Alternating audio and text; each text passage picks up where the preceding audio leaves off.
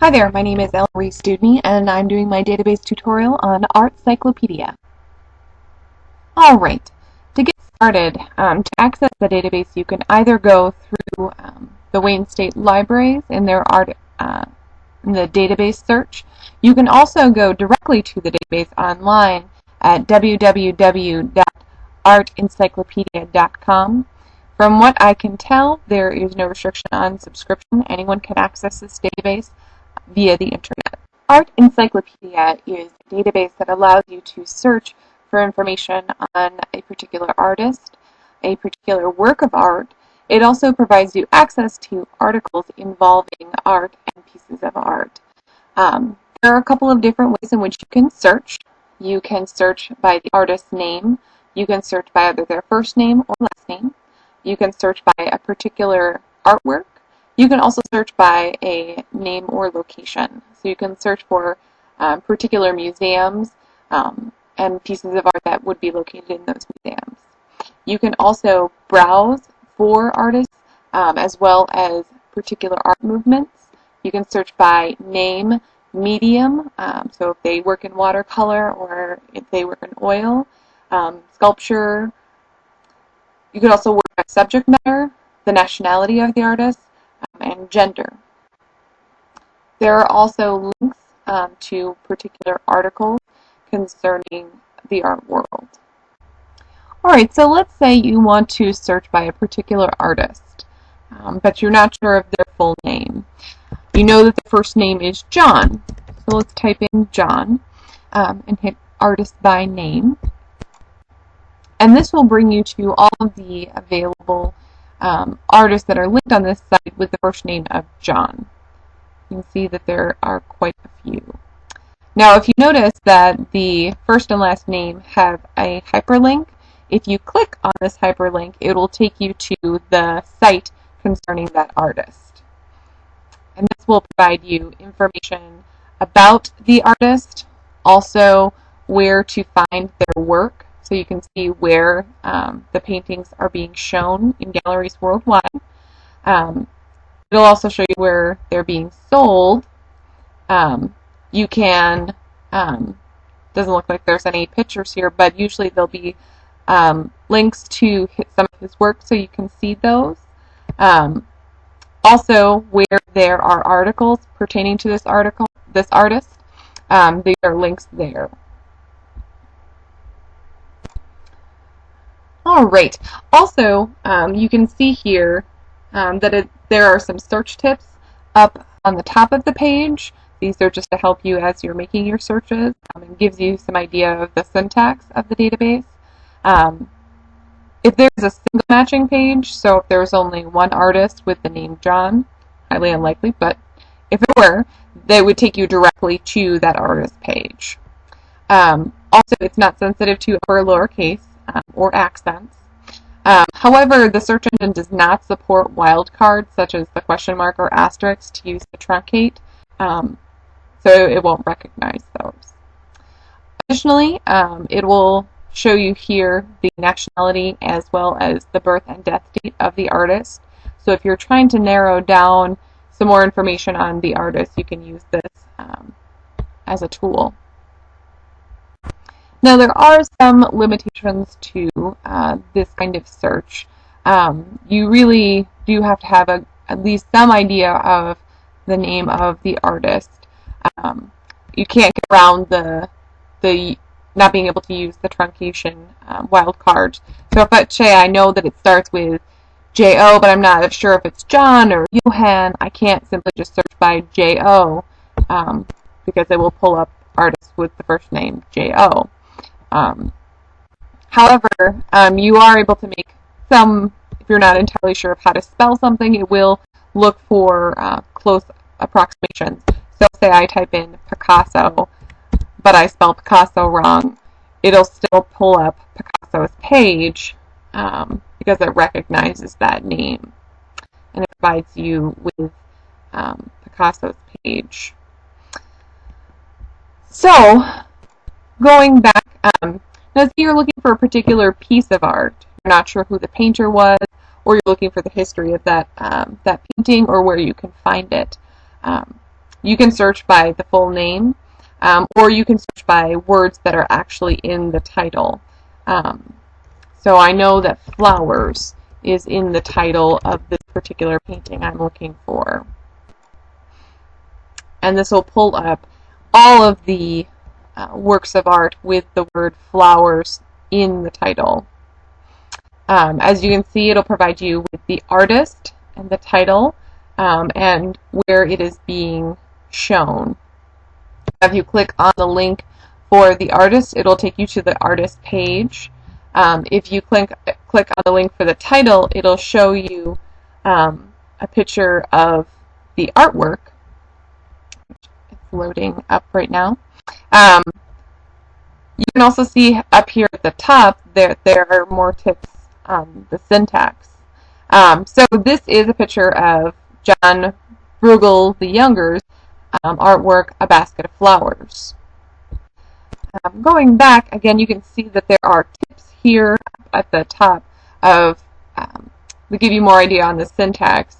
You can include the artist name in your search to narrow the results. Again, it's not sensitive to upper or lowercase. You can't use the wildcards. But it does try and match all of the terms that you enter. So it's important to leave out connectors or unnecessary words. So the, and, because it will search and bring up results for those. So you really only want to put in terms that are relevant. Also, you want to make sure that the term you're searching for is actually in the title. So if you think that if you're searching by flowers, but the painting isn't actually titled with the word flowers, then it will not pull up.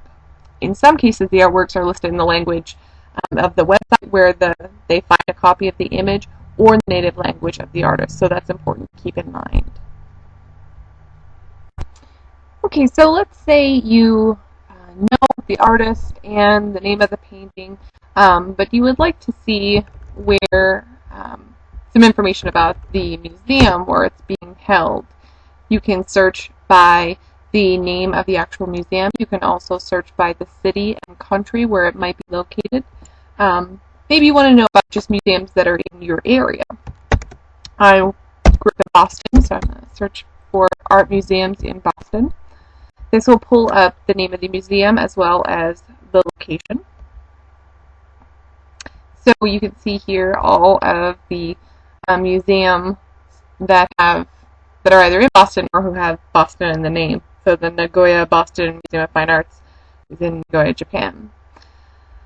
This will only pull up the names of museums that have websites. So if they're not able to provide a link, it's not going to pull up. You can click on the link and it'll take you directly to the website for that museum.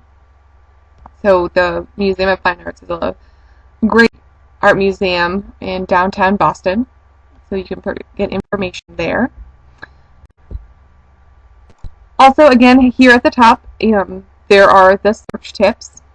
It only contains listings for art museums that have websites, as I mentioned. The keywords related to the museum name, the city, state, country only. And again, it's going to match all terms that you enter. So if you enter the Museum of Fine Arts, it will pull up items that have the and any of those unnecessary keywords. So keep that in mind. So those are the three basic ways in which you can search for information on this database. If you're not really sure what you're looking for, or you're not sure if you have enough information to search for it specifically, you can browse for it. If you're looking for information on an art movement, you can click on this and it will bring you to information about abstract expressionism. It'll give you some ideas of who are considered the main artists in that movement, as well as some images for paintings of that time. It's a really good way to at least get some starting information and then search from there. If you know the nationality of your artist or you're doing a report on Irish artists, you can click on that and it'll provide you information on those particular artists from that nationality. You can also search by subject matter.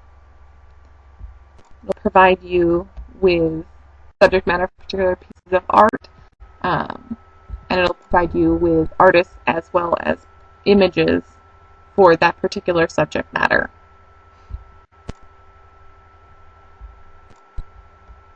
I would say that this is the only option in terms of advanced or beginner searching. There really aren't any other options for advanced searching on this site. So if you're not really sure what you're looking for, or you're looking for a particular time period, then the browsing option is probably going to be best. And then if you're looking for specific information, you can use the search items here. Additionally, I would say that this site is a little bit more basic than you might find in other databases. There aren't many of, say, the bells and whistles of other databases. You're not able to save a search history or export your results to another location. It will remember, say, if you have been typing in John, it'll remember that and provide you with that option to autofill, but there's no other type of search history. You are able to go, it provides you with links to other sites, which you can then save, but other than that, there aren't any other ways to export your results to another location. There is also no thesaurus that provides you with information on, to give you other terms you might search by. There are another ways which you can find information through, say, the browsing options. But other than that, there are no other built-in tools to help you search. I would say one of the strong points of this site is that it does provide you with a lot of links to really helpful resources. And so you're able to go out and find the information, and it provides you with those connections. A couple of the interesting features it provides you is listed over here. You can go to a site where it lets you view the artworks in their real-life size. So you type in, copy and paste the URL of the image, as well as your screen size, and then it'll resize it so you can actually get the scope of the dimensions of the painting. You can also, there's a link here to a page that'll let you see what happened on this particular date in art history, who was born, who died, and then some basic histories there. A link to some glossaries. It provides a link here to a glossary of fine art terms, glossary of Greek and Roman mythology, and a glossary of Christian saints, which can help you in your research. Also down here, there are links to articles about what's going on in the art world, so you can see what's going on currently. Also, you can see here on the side that there are slideshows of women artists in the Renaissance, tilt-shift Van Gogh, as well as must-see European art exhibitions. So you can see slideshows of images that are being featured. Also, there is a link here to an online discussion forum where you can connect with other people and find more information on the topics you're looking for. So I would say that this site is a really excellent resource for finding information on artists, but also finding just ways in which you can find more about the art itself, finding the images, where it's at, what it's being sold for, and the history in general. So this is just an overview of this particular database. Thanks so much for listening, and I hope you enjoyed yourself.